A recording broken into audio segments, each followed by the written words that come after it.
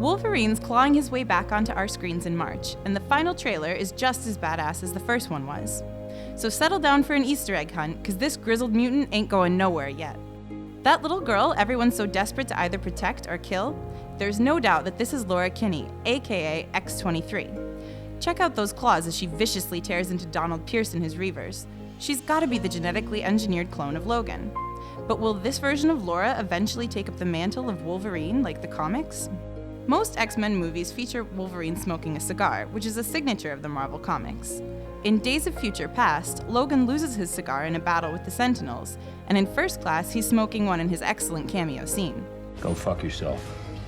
In Logan, he grabs some cigars from the convenience store after Laura's attempted shoplifting. And who can blame him? With this Hellraiser in tow, he's gonna need a nicotine fix later.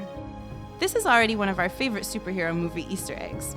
In this world, X-Men comics do exist, but they're not the same as the ones we know and love.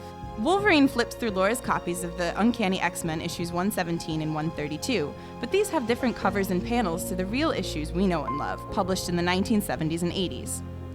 This isn't the first time Logan's classic yellow suit has been referenced on screen either.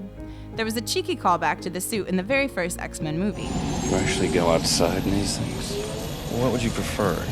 Yellow spandex?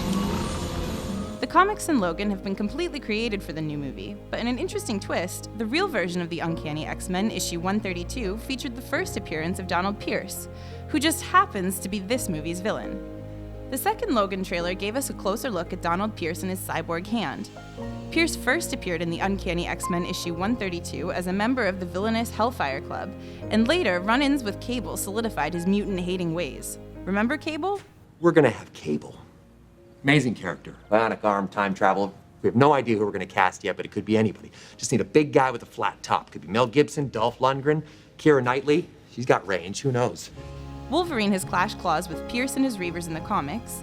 In the Uncanny X-Men issue 282, he cut the gang into pieces in a sewer, but they later returned as cyborgs. Because Pierce's team don't have the noticeable bionic parts in the Logan trailer, they might get their cybernetic enhancements after a fight with Laura and Logan in the movie. And with the way Laura was slashing them up, it could be that she's the one to almost kill the team, leading to their return as cyborgs.